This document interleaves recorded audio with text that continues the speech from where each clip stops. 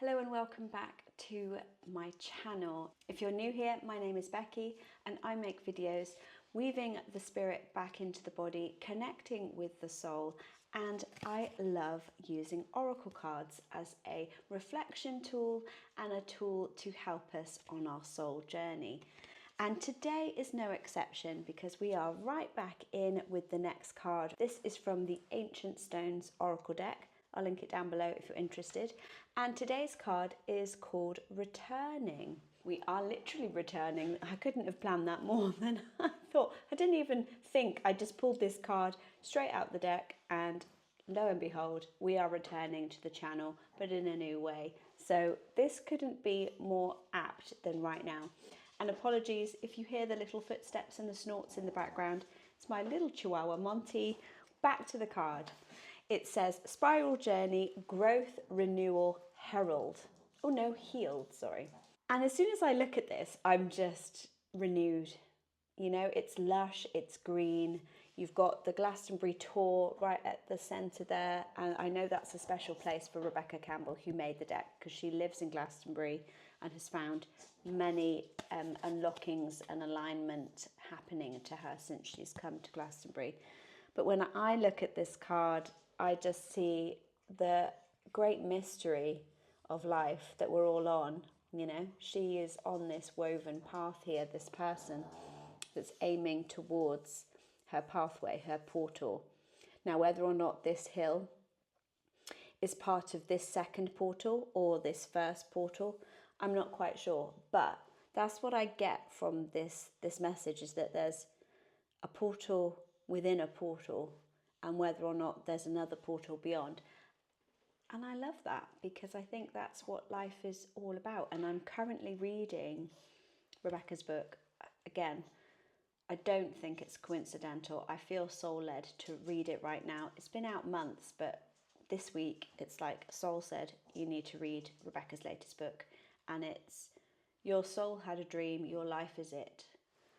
And it couldn't be more apt, because I do feel as if I am returning to my inner calling, to myself, to the soul and the person that I always have been.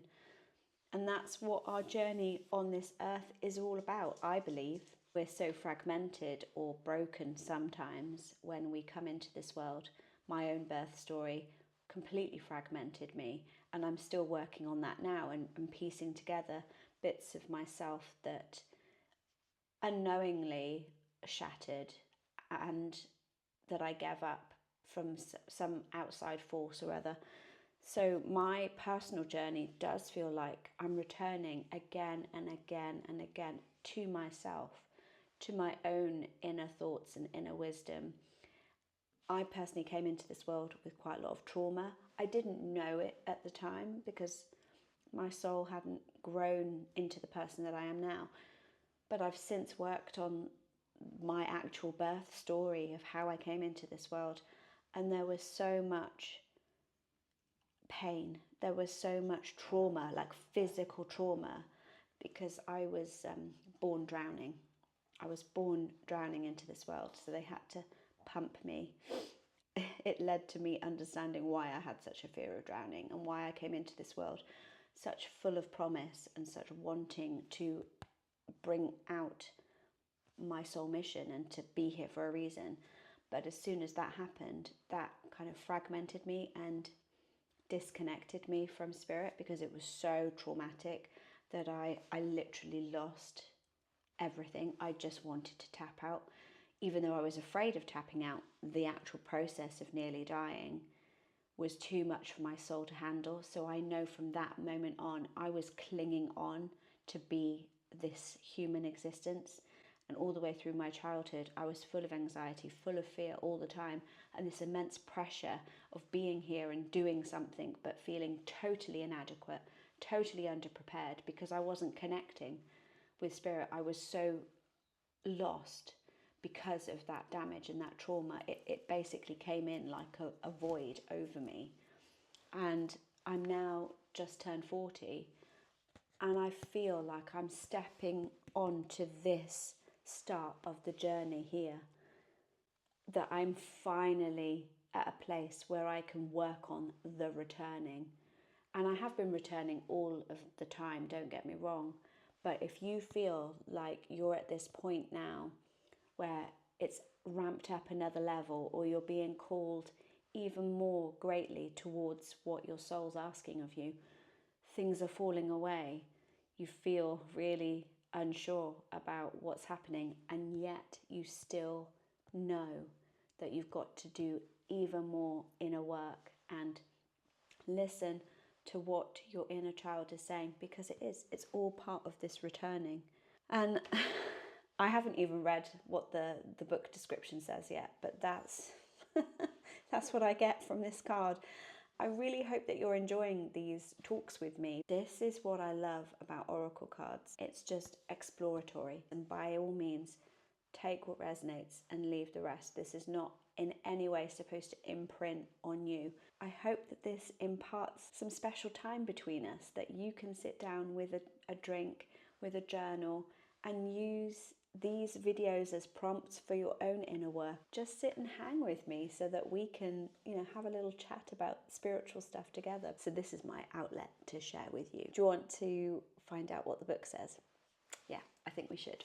I have already got it ready, just because when I pulled this first card, I just knew it was the one to start off with. So we've got that one right now. So spiral journey, growth, renewal, healed. Some believe that Glastonbury Tor, there we go, a sacred hill in southwest England that draws people from near and far, is a labyrinth. Legend says that it was once a part of a druid initiation rite in which initiates would walk around its perimeter before winding upward until they reached the top. A labyrinth has a single path that spirals inward to a centre point. And ancient stone labyrinths have been uncovered all over the world as a symbol. It's also seen in prehistoric rock carvings. The same path that leads in also leads out. I like that. As a symbol, the labyrinth can represent the spiral journey of life. It can also represent the inner journey, into the soul to explore our inner nature and back out again into the physical world, having gained a deeper understanding of ourselves. Amongst many other things, the labyrinth can be used for insight and clarity, decision-making, releasing the past, new beginnings, and a way to connect with our ancestors. The returning card is a reminder to trust the spiral journey of your life, to trust life through all its changes, and when you think you may be over a pattern or a lesson, to circle back to it, a little more changed than before. This card often appears as a sign that growth is happening. Yep. That healing is happening, that you're facing a pattern or lesson again, but in a brand new way. For you're not who you were before, you've grown. So on this card, she actually has an activation as well. So the activation, whether or not you want to follow me with this or write it down for a later date, is: I surrender to the spiral journey of my life. I ask the stone labyrinths to reveal to me how I'm changing, growing, and healing with every step. I love that. So with this returning card, maybe it's time to do a little bit of journaling, a little bit of reflection. What is it that you're being called to return to? What is it that you keep spiraling round and round, trying to heal, trying to work on? And each time it changes just that little bit further. That is, again, another reassurance, I think, just to finish off this little chat. And that is to say that healing is never completely done. It's always a journey. It's always a process. It's not something that you rush through and you're not in the moment with. It is a returning journey as well. Not only that we return to ourselves, but we return again and again and again. And each spiral of that learning, of that returning, it gets that we level up, as it were. We get closer to that final awakening or lesson learned or karmic soul path paid, whatever it may be. So I hope that you found this oracle card interesting, insightful, a healing remedy if you feel like you just are battling with something and keep going round and round. There is a reason for it. Yes, it's hard going and sometimes you need to stop along the way, but you're doing it. You are giving yourself the time to reconnect, to heal, and to journey forwards on this long adventure that we call life. So there you are, beautiful soul. I hope you enjoyed spending this time with me. And until next time, breathe in life every day. Oh, and if you love this one, why not go ahead and check this one out next? I'll see you over there. Namaste.